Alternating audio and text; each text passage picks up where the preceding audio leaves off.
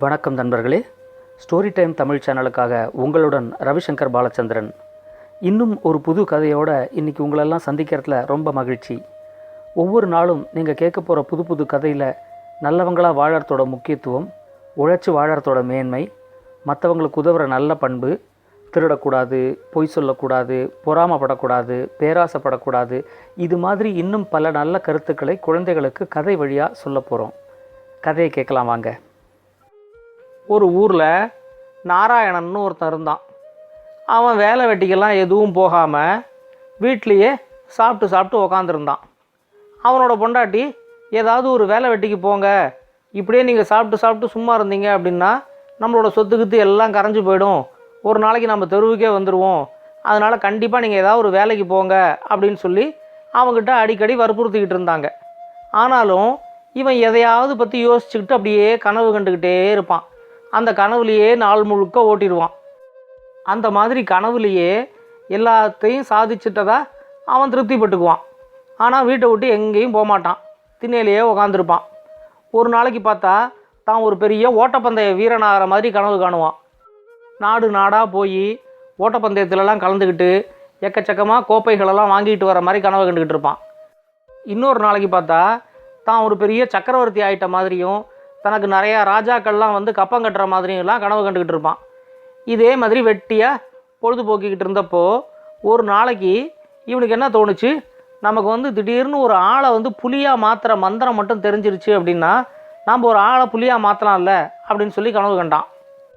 உடனேயே இவங்கிட்ட ஒரு 50-60 பேரை புலியாக மாற்றி அவங்களெல்லாம் வச்சு தான் ஒரு புலி பண்ணை நடத்துகிற மாதிரியும் எல்லோரும் இவன்கிட்ட பயங்கரமாக பயந்துக்கிட்டு இருக்கிற மாதிரியும் இவனோட கற்பனை இப்படி போச்சு.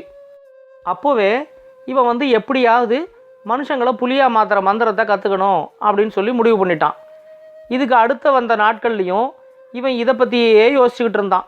மனுஷனை புலியாக மாற்றணும் இப்படியே யோசிச்சுக்கிட்டு இவன் என்ன பண்ணான், வீட்டை விட்டு திடீர்னு கிளம்பிட்டு காடு காடாக சுற்றி அங்கே இருக்கிற மந்திரவாதிகளெல்லாம் சந்தித்து எனக்கு வந்து மனுஷனை புலியாக மாற்றுறதுக்கான மந்திரத்தை எனக்கு கற்றுக் கொடுங்க அப்படின்னு சொல்லி அவங்களெல்லாம் தொந்தரவு கொடுக்க ஆரம்பித்தான். அவங்களெலாம் அப்படிப்பட்ட மந்திரம்லாம் எங்களுக்கு தெரியாது, எங்களெல்லாம் எங்களோட வேலையை செய்ய விடு, நீ கிளம்பு அப்படின்னு சொல்லி இவனை அப்பப்போ துரத்தி அடிப்பாங்க. இவன் ஆனாலும் என்ன பண்ணுவான், கொஞ்ச நாளைக்கு ஒரு தடவை அந்த மந்திரவாதிகளெல்லாம் பார்த்து எனக்கு அந்த மந்திரத்தை எப்படியாவது கற்றுக் கொடுங்க அப்படின்னு சொல்லி கெஞ்சுவான். அதில் ஒரு மந்திரவாதி ரொம்ப கோபம் வந்து, புலி மந்திரமும் கிடையாது, ஒன்றும் கிடையாது, உதைக்கிறதுக்குள்ளே இங்கேருந்து ஓடிடு, அடுத்த வாட்டி நீ வந்து புலி மந்திரம் வேணும்னு சொல்லி கேட்டுக்கிட்டு ஒன்று இங்கே வந்த அப்படின்னா நான் வந்து உன்னை ஒரு நாயாக மாற்றி விட்ருவேன், இந்த காடு முழுக்க நீ சுற்றிட்டு கிடக்க வேண்டியதான் அப்படின்னு சொல்லி இவனை எச்சரித்து அனுப்பி விட்டான். இதுக்கப்புறம் இவன் வீட்டுக்கு வந்துட்டான். ஆனாலும் இவனோட மனசு முழுக்க எப்படியாவது புலி மந்திரத்தை கற்றுக்கணும் அப்படின்னு தான் இருந்துச்சு. இதுக்கப்புறம் கொஞ்ச நாள் கழித்து அந்த ஊருக்கு ஒரு யோகி வந்தார். அவருக்கு நிறையா மந்திரம்லாம் தெரியும் அப்படின்னு சொல்லி ஊர் மக்கள்லாம் பேசிக்கிட்டாங்க. இவன் உடனேயே அவரை எப்படியாவது வீட்டுக்கு கூட்டிக்கிட்டு வந்து அவரை நல்லா உபசரித்து அவர்கிட்டேருந்து அந்த புலி மந்திரத்தை கற்றுக்கணும் அப்படின்னு சொல்லி முடிவு பண்ணான். அதே மாதிரி அவரை ஒரு நாளைக்கு வீட்டுக்கு கூப்பிட்டு வந்து நல்லா உபசரித்தான். அவரும் ரொம்ப மகிழ்ந்து போய் உனக்கு என்ன வேணும்னு கேளுப்பா அப்படின்னு சொன்னார். உடனே இவன் வந்து மனுஷங்களை புலியாக மாற்றுற மந்திரத்தை மட்டும் எனக்கு சொல்லி கொடுக்கணும் அப்படின்னு சொல்லி கேட்டான்.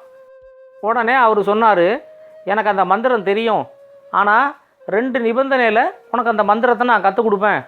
நீ வந்து யாரையும் நிரந்தரமாக புலியாக மாற்றக்கூடாது. பொழுதுபோக்குறதுக்காக கொஞ்ச நேரம் அவங்கள புலியாக மாற்றி அவங்களோட விளையாடிட்டு மறுபடியும் அவங்கள மனுஷங்களாக மாற்றிடணும்.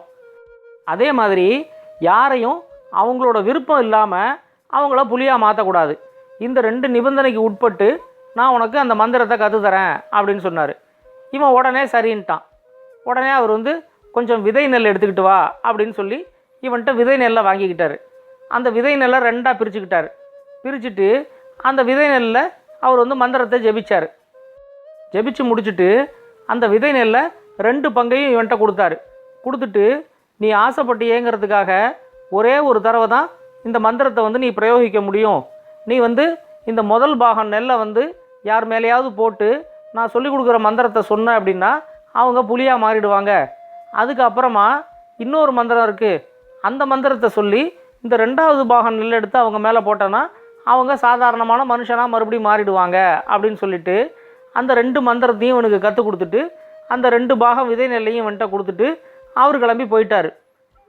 இவனுக்கு அப்பாடா நமக்கு ஒரு வழியாக புலி மந்திரம் தெரிஞ்சிருச்சு, இதை வச்சு யாரையாவது நம்ம புலியாக மாற்றணும் அப்படின்னு அவன் நினச்சிக்கிட்டான்.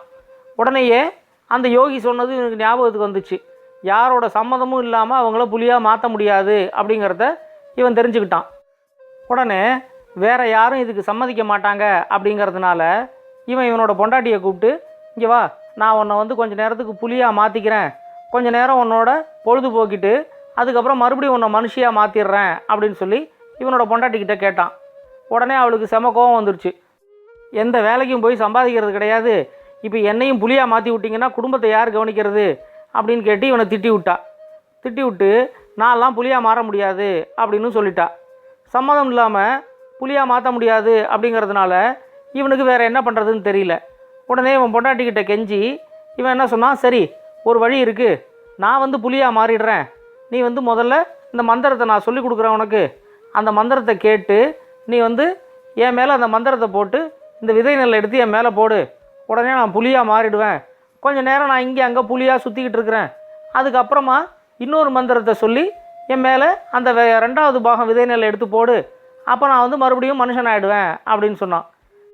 இவனோட தொந்தரவு தாங்காமல் அவளும் சரின்னு சொல்லிவிட்டு அந்த 2 மந்திரத்தையும் நல்லா கற்றுக்கிட்டு இந்த பாகம் விதை நெல்லை வாங்கிட்டு இந்த மந்திரத்தை சொல்லி இவன் மேலே அந்த விதை நெல்லை போட்ட உடனே இவன் திடீர்னு ஒரு புலியாக மாறிட்டு இவனோட பொண்டாட்டியவே அடித்து சாப்பிட்றதுக்கு பார்த்தான். அதுக்குள்ளே அவள் பயந்துக்கிட்டு வீட்டை விட்டு வெளியே ஓடி அங்கே இருக்கிற ஒரு மரத்து மேலே ஏறிக்கிட்டா. இவன் வந்து கொஞ்சம் நேரம் இங்கே அங்கே சுற்றிக்கிட்டே இருந்தான். இவனுக்கு என்ன பண்ணுறதுன்னு தெரியல, தான் ஒரு மனுஷன் அப்படிங்கிற நினப்பும் இவனுக்கு இல்லை, ஒரு புலி மாதிரியே ஆயிட்டான். கொஞ்சம் நேரம் இங்கே அங்கே சுற்றிக்கிட்டு இருந்துட்டு அப்புறம் பக்கத்தில் இருக்கிற காட்டுக்குள்ளே ஓடி போயிட்டான். கொஞ்சம் நேரம் கழித்து இவனோட பொண்டாட்டி மரத்துலேருந்து கீழே இறங்கி வந்தாங்க. வந்துட்டு, ஐயோ இவர் இப்படி காட்டுக்குள்ளே ஓடி போயிட்டாரே, இப்போ எங்கே போய் இவரை தேடுறது அப்படின்னு தெரியாமல் நேராக அவளோட பிறந்த வீட்டுக்கு போய் அங்கே நடந்தது எல்லாத்தையும் சொன்னான். அப்போ இவளோட அண்ணன், நீ ஒன்றும் கவலைப்படாதம்மா, நானும் உன் கூட வரேன், அந்த 2வது பாகம் விதை நெல்லை கையில் எடுத்துக்க, எப்படியாவது நம்ம வந்து மாப்பிள்ளையை வந்து காட்டிலேருந்து கண்டுபிடிச்சி விதை நெல்லை போட்டு மறுபடியும் அவரை மனுஷனாக்கி கூட்டு வந்துடலாம் அப்படின்னு சொல்லி இவளுக்கு ஆறுதல் சொல்லி இவங்க 2 பேருமா கிளம்பி அந்த விதை நெல்லை எடுத்துக்கிட்டு காட்டுக்கு போனாங்க. அவளோட அண்ணன் கேட்டான், ஏம்மா காட்டில் நிறையா புலி இருக்குமே, இவர் தான் வந்து மாப்பிள்ளைங்கிறத எப்படி கண்டுபிடிக்கிறது அப்படின்னு கேட்டான். உடனே இவ சொன்னா, இவர் புலியாக மாறுறதுக்கு முன்னாடி துளசி மணியில் ஒரு மாலை போட்டுக்கிட்டு இருந்தார், இவர் புலியாக மாறி என்னை அடித்து சாப்பிட்றதுக்கு வந்தப்போ அந்த கழுத்தில் புலியோட கழுத்தில் அந்த மாலை இருந்துச்சு நான் பார்த்தேன், அதனால் துளசி மணி மாலை போட்டிருக்கிற புலி தான் இவர் அப்படிங்கிற மாதிரி அவள் சொன்னான். இவங்க 2 பேரும் துளசி மணி மாலை போட்டிருக்கிற புலியை தேடி அந்த காடு முழுக்க அலைஞ்சாங்க. மற்ற புலியெல்லாம் வரும்போது அந்த புலி இவங்களை அடித்து சாப்பிடாமல் இருக்கிறதுக்கு இவங்க வந்து மரத்து மேலே வேற ஏறி உக்காந்துக்கிட்டாங்க. இந்த மாதிரி இருக்கும்போது திடீர்னு சில படை வீரர்கள்லாம் இங்கே அங்கே போகிறத இவங்க பார்த்தாங்க.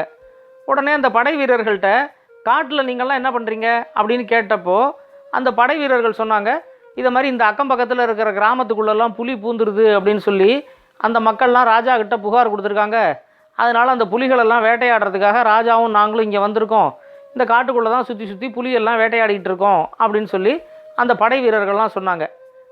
அதை கேட்ட உடனே இவளோட அண்ணன் சொன்னான், இங்கே பாருமா, மாப்பிள்ளை வந்து விளையாட்டுத்தனமாக ஏதோ புலி மந்திரம் கற்றுக்கிறேன்னு சொல்லி இப்போ எவ்வளோ பெரிய ஆபத்தில் மாட்டிக்கிட்டு இருக்கிறாரு பாரு, நம்ம எப்படியாவது கூடிய சீக்கிரம் அவரை காப்பாற்றி ஆகணும், இல்லைன்னா ராஜா வந்து அவரை வேட்டையாடிடுவார் அப்படின்னு சொல்லிட்டு இவங்க 2 பேரும் கொஞ்சம் கூட ஓய்வு எடுக்காமல் இந்த துளசி மணி மாலை போட்ட புலியை தேடி அந்த காட்டில் இவங்களும் சுற்ற ஆரம்பித்தாங்க.